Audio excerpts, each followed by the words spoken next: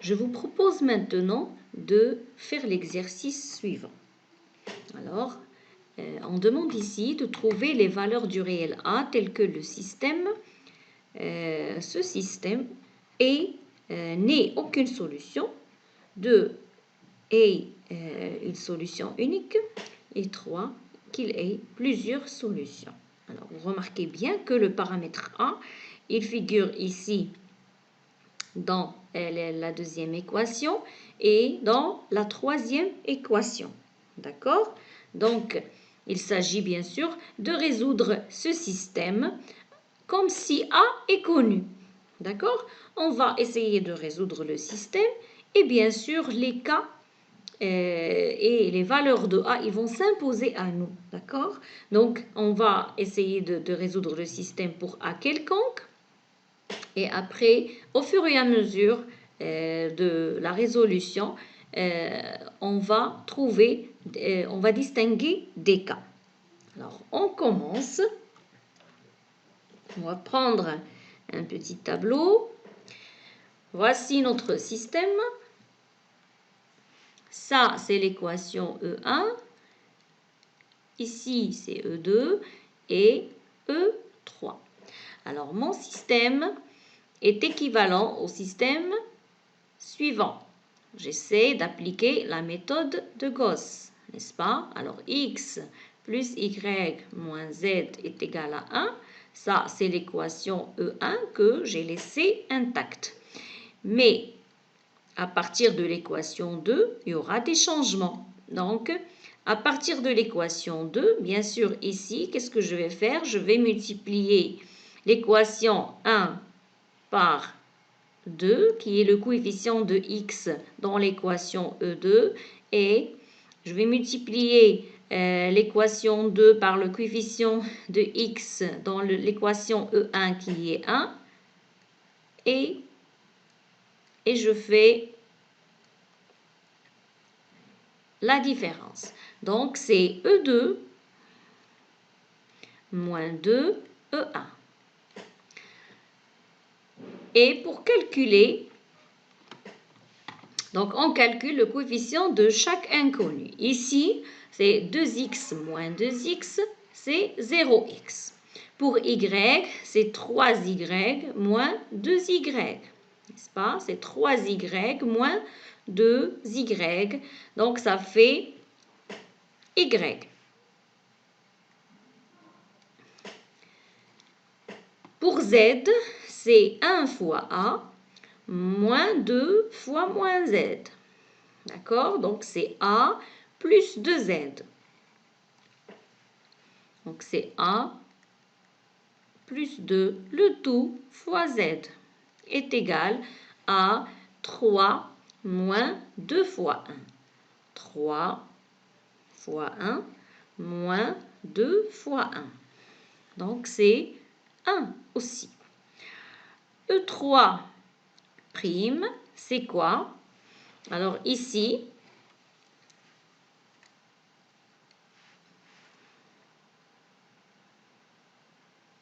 le coefficient de x, c'est 1 et le coefficient ici de x, c'est 1. Et donc, je ne fais que faire E3 moins... c'est E3 moins E1. Donc, on va faire E3 moins E1.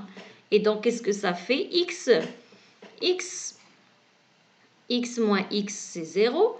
Et AY moins Y, ça fait A moins 1 facteur de Y. Donc, c'est AY moins Y, d'accord? Donc, c'est A moins 1 facteur de Y que je vais écrire ici. Donc, A moins 1 facteur de Y et 3 plus 1 plus 1. D'accord? 3Z plus Z. Donc, c'est 4Z est égal à 2 moins 1. 2 moins 1. Donc, c'est 1 aussi. Très bien. On continue avec la méthode de Gauss. Maintenant, la deuxième étape, c'est annuler le coefficient de y dans l'équation E3, n'est-ce pas? Donc, on va multiplier la deuxième équation par le coefficient A-1.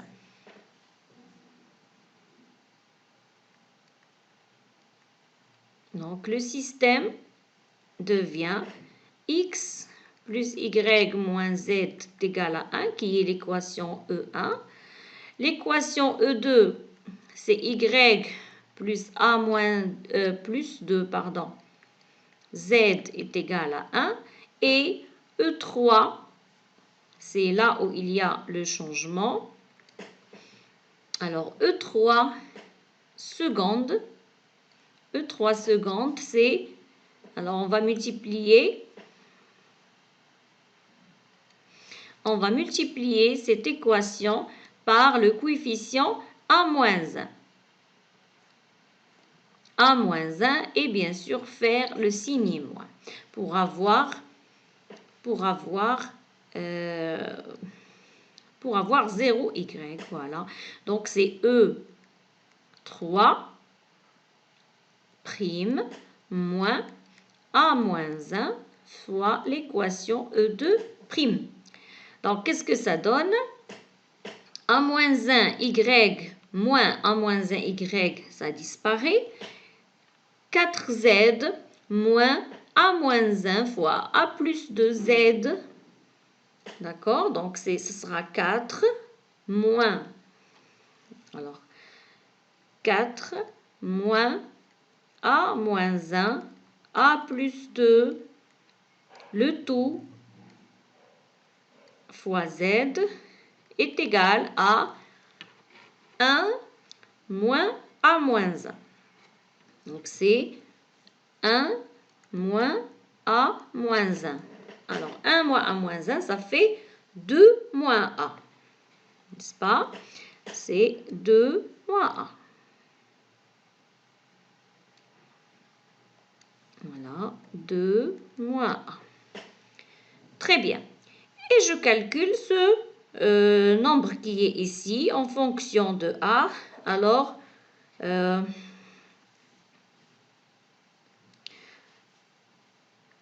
tout calcul fait, ça fait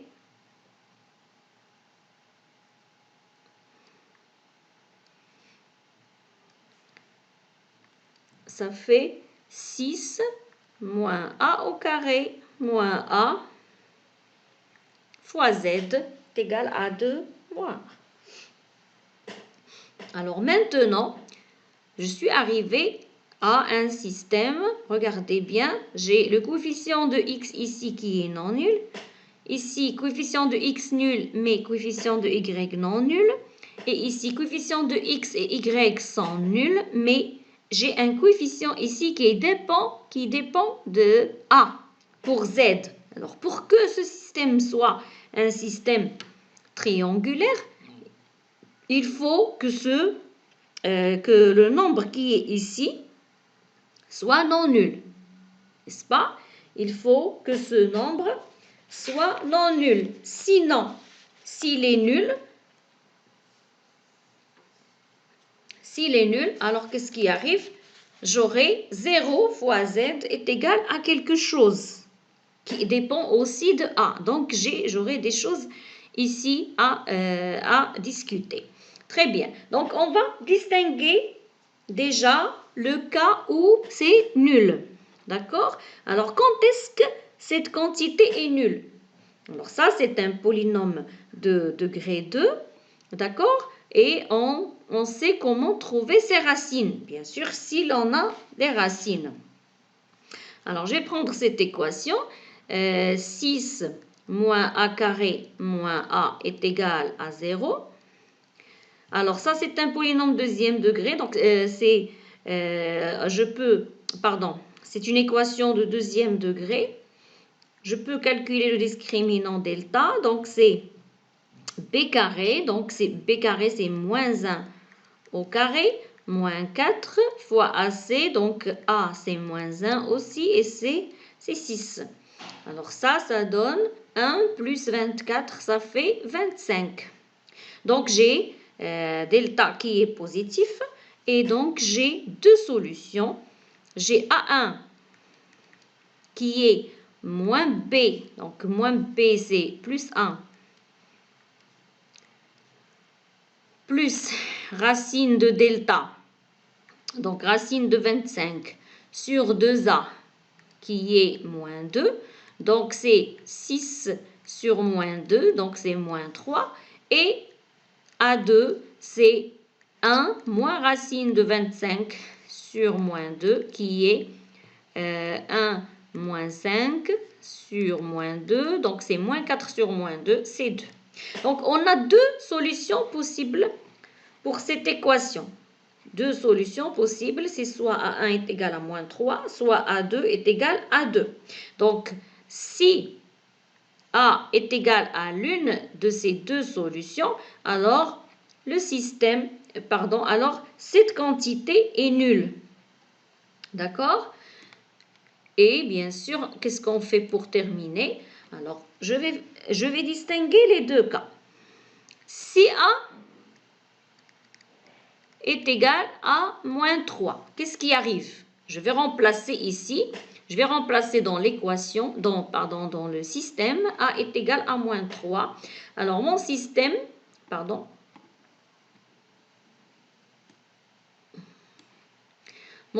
je vais le noter S, comme ça, on n'aura plus à le réécrire, S. Alors, si A est égal à moins 2, donc ça, c'est le premier, à moins 3, pardon. C'est le premier cas à distinguer. Je vais prendre la première valeur A1. Si A est égal à moins 3, alors cette quantité sera nulle. D'accord? Et j'aurai S, le système S, équivalent x plus y moins z est égal à 1, y plus a plus 2. Alors, a plus 2 sera égal à moins 3 plus 2, ça fait moins 1. A plus 2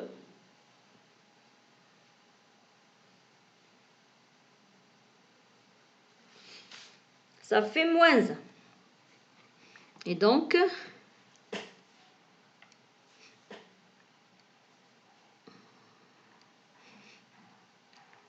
y moins z est égal à 1. Et ici, j'aurai 0 fois z est égal à 2 moins a. Donc, c'est 2 plus 3, ça fait 5. Alors, ça veut dire quoi? Alors, ça veut dire qu'on a 0 est égal à 5, chose qui est impossible. Et donc, le système est incompatible. 0 est égal à 5 et impossible. Donc, qu'est-ce qu'on dit? Le système est incompatible. Donc, le système est incompatible. Et bien sûr, l'ensemble des solutions, c'est l'ensemble vide. Voilà. Si maintenant, alors deuxième cas, si A est égal à 2, alors le système S sera équivalent.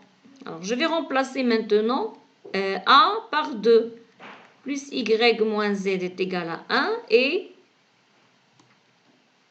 ici, A plus 2, ça fera 4Z. Donc, j'aurai Y plus 4Z est égal à 1. Et ici, j'aurai 0 fois Z, n'est-ce pas? 0 fois Z est égal à 0. 2 moins A est égal à 2 ici. Donc, c'est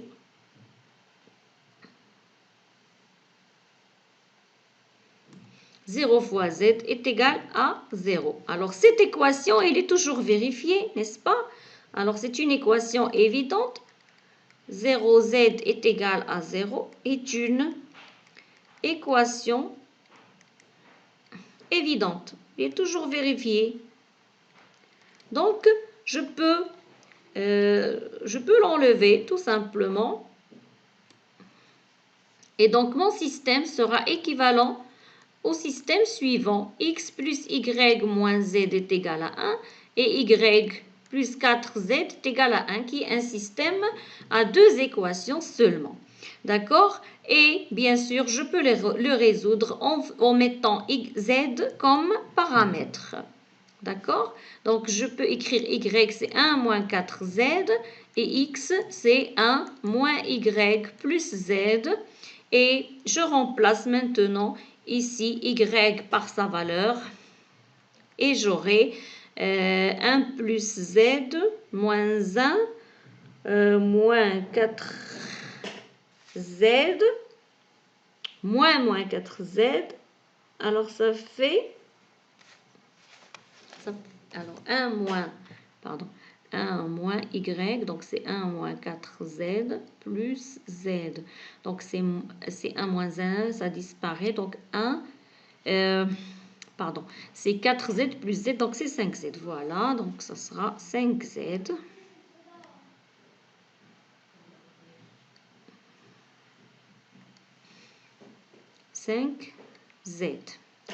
Voilà, et donc les solutions, j'ai une infinité de solutions, regardez bien.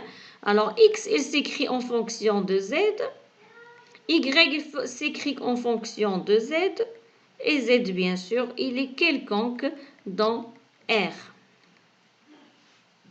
Donc, j'ai vraiment une infinité de solutions parce que à chaque valeur de Z dans R, j'aurai un triplet. D'accord? Pour chaque valeur de Z, j'aurai un triplet X, Y, Z, bien sûr, avec les relations suivantes. X est égal à 5Z et Y est égal à 1 moins 4Z. Voilà. Alors maintenant, quand on a distingué le cas, A est égal à 2 et A est égal à moins 3. Pardon. Et A est égal à moins 3. Donc, on revient. Donc, on a distingué les cas. A est égal à moins 3 et A est égal à 2. Donc, maintenant, si A est différent de 2 et différent de moins 3, qu'est-ce qui va arriver? Si A est dans R moins 2 moins 3, alors notre système sera équivalent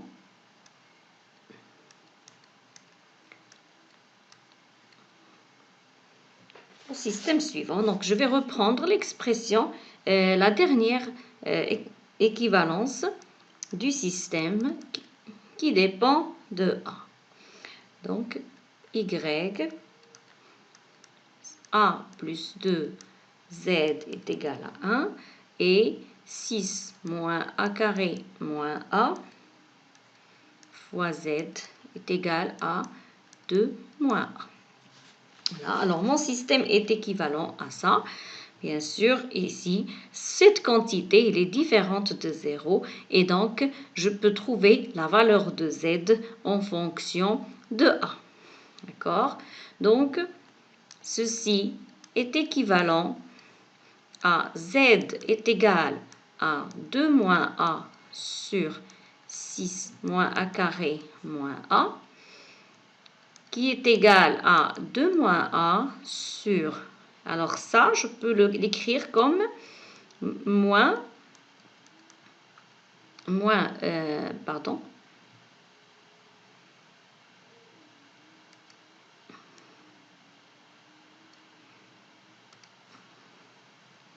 puisque ça, c'est un polynôme de degré 2 qui a les racines 2 et moins 3. Donc, je peux le factoriser en fonction de ses racines. D'accord? Donc, c'est le facteur moins 1 qui est ça. Donc, c'est A. C'est moins 1 fois A moins 2 fois A plus 3. D'accord? A moins 3. Et bien sûr, moins A moins 2, ce n'est autre que 2 moins A. Et je peux simplifier 2 moins A et j'aurai 1 sur A plus 3. Alors, je remonte à la deuxième équation. puisque maintenant, je suis dans un système triangulaire, voilà, puisque ce coefficient est non nul. Et donc, y est égal à 1 moins a plus 2z. Donc, c'est 1 moins a plus 2 sur a plus 3. Alors, ça fait a plus 3 moins a moins 2, a plus 3. Et ceci, ça fait 1 sur a plus 3. Très bien. Et donc, x c'est égal à 1 moins y plus z. Alors, vous remarquez que y est égal à z. Et donc, moins y plus z, c'est 0. Et x sera égal à 1. Donc, à la fin, l'ensemble des solutions, c'est le triplet 1, 1 sur a plus 3 et 1 sur a plus 3. Bien sûr, pour tout a dans R moins 2, c'est-à-dire pour tout a différent de 2 et différent de moins 3, on a trouvé une solution unique. C'est le triplet 1, 1 sur a plus 3, 1 sur a plus 3. Pour répondre aux questions, donc, c'était... Alors, quand est-ce qu'on a trouvé qu'il n'y a pas de solution? C'était dans le cas où a est égal à moins 3. Donc, pour répondre, réponse à la question 1. Pour que S n'admette pas de solution, n'admette pas de solution, il faut que A est égal à moins 3. 2. Pour que le système S admette une solution unique,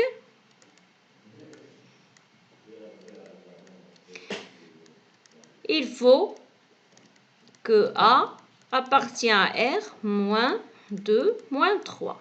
Et le dernier cas, pour que S admette une infinité de solutions, il faut